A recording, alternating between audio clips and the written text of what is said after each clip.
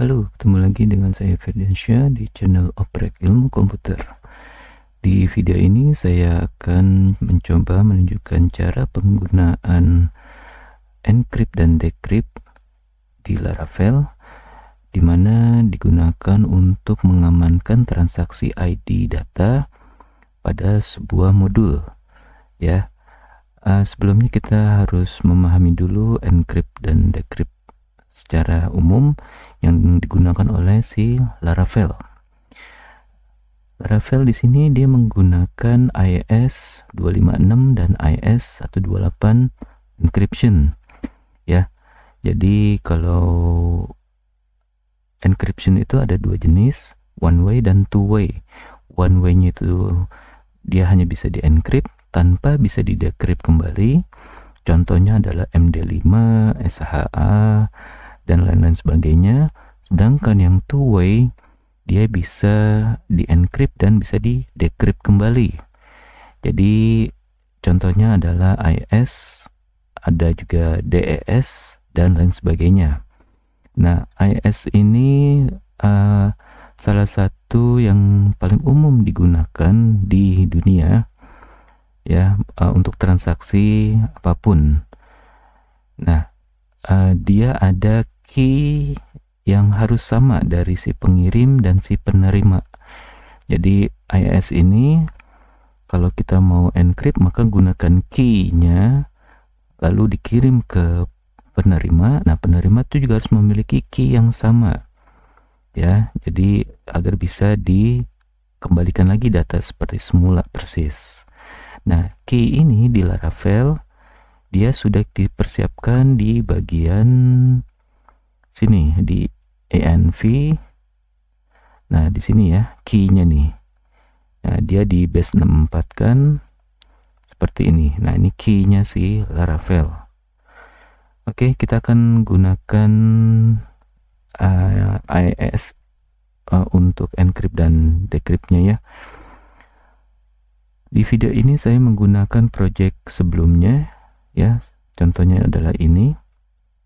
Mungkin teman-teman bisa buka di video saya yang sebelum-sebelumnya bahwa saya memiliki dua data, yaitu software dan service itu, ya.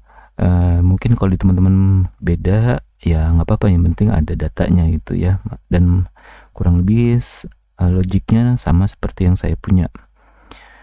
Lalu di mana kapan kita bisa menggunakan encrypt dan decrypt? Nah, sebagai contoh saya ingin mengedit ID si software yaitu 5. Ini saya gedekan dulu. Nah, untuk mengedit ini berarti saya harus mengklik ini kan, edit ini. Nah, di pojok kiri bawah sini maka akan terlihat ID-nya. Ini kalau saya klik kanan, saya copy linknya gitu ya, copy link.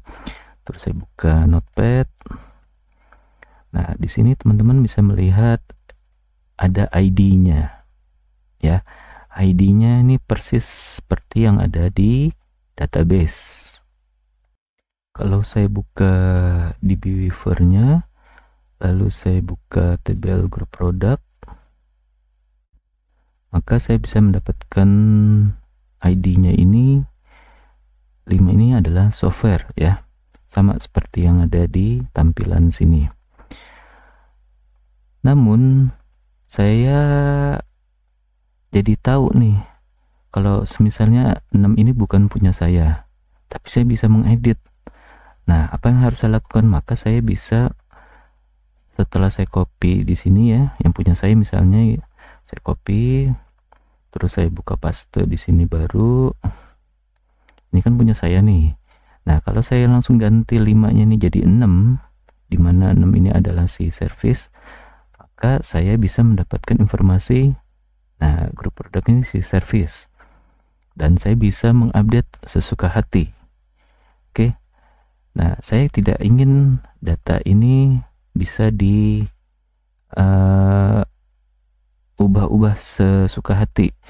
Lalu kalau ada 6 maka saya bisa mengganti jadi 7 dong, 8 dan sebagainya jika datanya ada gitu ya. Nah, untuk mengamankan 8 ini agar tidak kita duga-duga, tidak kita ubah-ubah ya. Khawatiran misalnya di sini adalah nomor karyawan, misalnya nomor karyawan, dan kita bisa melihat detail rinciannya, dia sebagai apa, gajinya berapa, jabatannya apa. Nah, itu akan sangat berbahaya. Nah, dengan ini maka kita bisa mengamankannya menggunakan encryption. Oke, langsung saja kita buka atomnya. Pada bagian depan sini ya tadi ya, saya akan mengubah link ini yang ada di pojok kiri bawah ya, yang tulisannya seperti ini 5 tadi ya. Saya akan mengencrypt angka 5 ini ya. Saya akan mengencrypt angka 5 nih. Maka dari mana saya harus memulainya? Maka tampilan inilah yang harus dibuka terlebih dahulu. Yang ini yang mana nih? Berarti yang index.blade.php. Nah, silakan dibuka index.blade-nya, index. Nah, di sini ya, index. Lalu di sini saya ingin 5-nya ini kita cari linknya ini, link edit ini. Link edit ini adalah ada di sini nih. Ini saya kecilkan dulu. Nah, di sini editnya. Oke, berarti saya akan fokus di sini. Lalu yang angka 5 itu dari mana sih? Ya, angka 5 ini saya paste di notepad. 5 ini dari mana sih? Oh, berarti sebelum edit. Maka inilah datanya nih, sebelum edit berarti adalah ini. Ya, inilah data yang harus kita encrypt. Ini saya besarkan.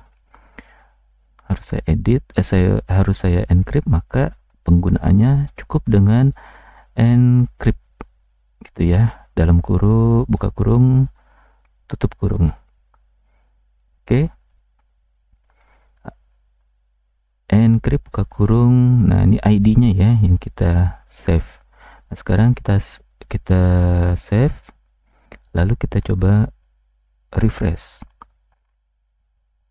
Nah, teman-teman bisa ngeliat itu di bawah sudah jadi sangat panjang. Nah, sekarang saya copy linknya lagi, lalu saya paste di bawahnya ya.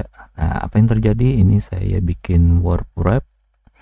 Nah, dari angka 5 ini menjadilah angka yang sepanjang ini ya, yang saya blok ini ya, warna biru.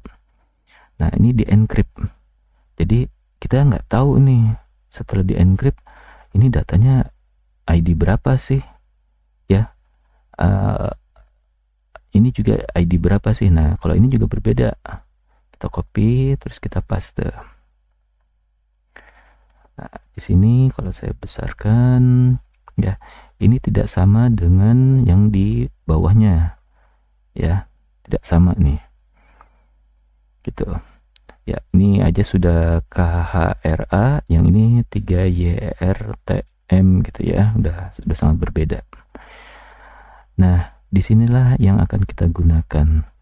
Tapi ada pertanyaan, lah kan ada kolom ID-nya, kita juga tetap bisa tahu dong ID-nya. Ya sudah, mungkin solusinya bisa kita tutup saja di sini. Kita tutup, kita hapus gitu ya. Kita hapus, di sini juga kita hapus. Lalu kita save. Terus kita refresh. Selesai. Maka di sini tidak ada ID yang bisa kita lihat, yang 5 atau 6 tadi ya, baik si software maupun si service. Nah, apakah di sini sudah selesai belum? Nah, detail ini masih ada nih.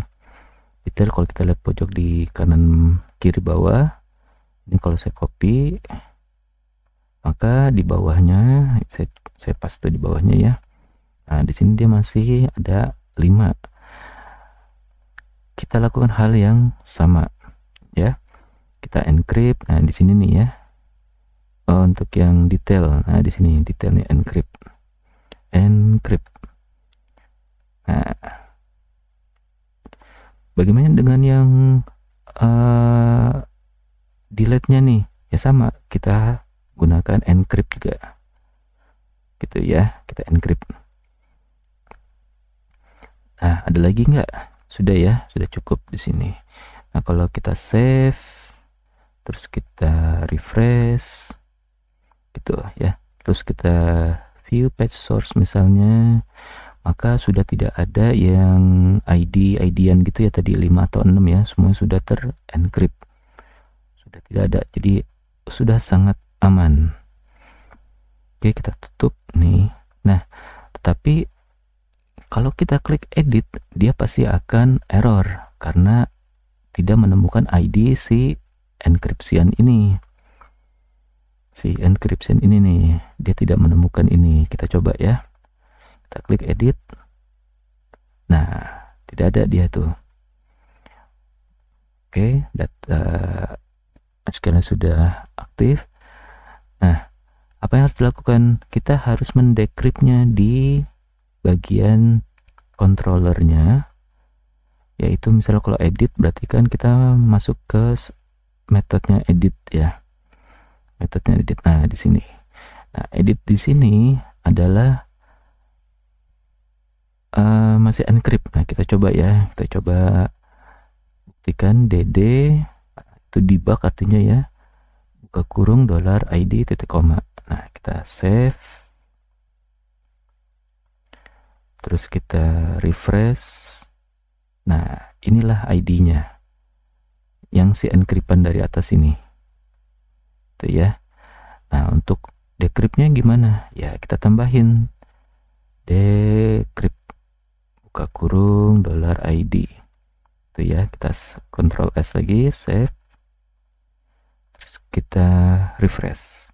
Nah, kembali lagi dia. Jadi dari nilai ini, encryptan yang ini di decrypt lagi menjadi 5. Nah, 5 inilah yang nanti akan diteruskan ke sini ya. Jadi teman-teman bisa, caranya yang paling tercepat, kita tutup di sini dd-nya, jangan lupa di slash.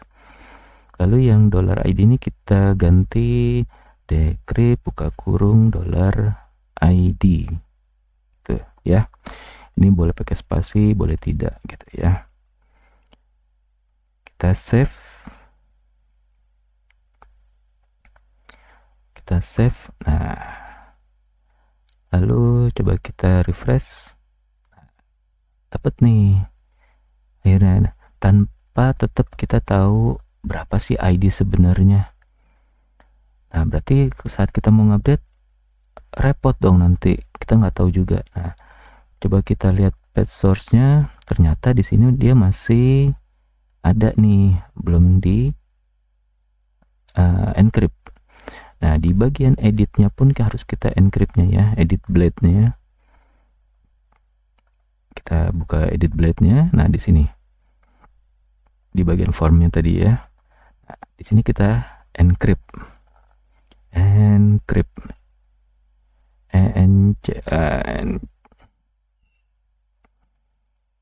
gitu ya. Encrypt di sini buka kurung, di sini tutup kurung. Oke, kita lihat tidak ada lagi ya selain ini. Sip, kita save. Oke, coba kita refresh ya. Nah, sekarang sudah terencrypt nih ya, kita sudah berhasil menencrypt saat di sininya, saat mau mengeditnya ya. Nah, kalau kita mau mengedit 1, 2, 3 software, maka akan pengaruh juga saat di update-nya. Nah, ini nggak bisa kalau misalnya kita langsung update, dia pasti akan error. Software, oke, kita coba lihat di sini controllernya edit. Nah, saat di update dia perlu ID-nya. Oh, karena tadi saya belum merefresh ya. Oke, ini sekarang kita coba lagi. Jadi 45, saya belum merefreshnya tadi. Nah, ini saat saya refresh maka akan error. Nah, error di sini dikarenakan lagi-lagi si ID ini yang berasal dari sini dia belum di decrypt. Maka si ID yang lemparan dari tombol perbaharui tadi, yang ini, dia masih bentuknya encrypt. Kita buktikan ya, kita dd ID gitu ya, kita Ctrl S, kita save. Saya refresh dulu, ini saya ganti jadi 123456 ya. Ini saya refresh dulu deh. Nah, ini awalnya 12345. Nah, dia masih ID encrypt. Lagi-lagi caranya ya kita decrypt gitu ya, kita decrypt, kita save, lalu kita buktikan, kita resend. Nah, dia dapatlah ID-nya 5. Inilah yang kita akan gunakan. Kita copy, kita masukin ke sini ya, kita paste. Nah, kita replace tuh tadi. Nah, ini kita tutup atau bisa dihapus boleh juga itu ya. Coba di save lagi. Nah, sekarang kita mau refresh atau mau back juga boleh. Ini saya refresh dulu jadi 45. Nah, berhasil ya. Oke, apakah yang service juga? Ya otomatis dia mengikuti karena kan scriptnya 1 ya. Ini juga sudah di encrypt ya. Kalau kita klik kanan juga dia sudah terencrypt. Oke, lalu kalau kita coba 456 perbarui, nah di sini juga sudah bisa. Nah, termasuk detail. Nah, detail ini belum nih karena kita belum menencrypt. Kalau saya klik detail, maka dia akan error gitu ya. Kita ke metode show berarti. Nah, di sini show sama seperti yang tadi ya, yang update. Maka kita akan copy saja biar cepat untuk kita decrypt. Kita copy. Terus show-nya kita replace variable ID ini, kita paste. Terus kita save kembali. Ya, kita coba refresh. Ya, berhasil ya.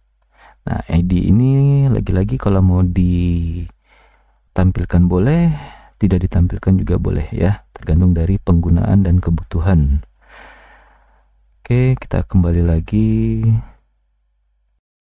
Terakhir kita akan mencoba menghapus. Nah, menghapus ini kan kita sudah encrypt ya. Nah, ini yang form actionnya ini kita sudah mengencrypt. Tuh, tapi kalau kita run seharusnya di sini masih error. Kita coba. Oke, di sini dia tidak membaca encryptannya ya. Lagi-lagi kita periksa di bagian metodenya si destroy. Nah, di sini yang belum ya. Ini kita replace, kita paste saja. Sip. Kita save lagi, lalu kita coba, kita back dulu ya, kita refresh. Nah, sekarang kita akan hapus yang service 456. Hapus. Oke, berhasil ya.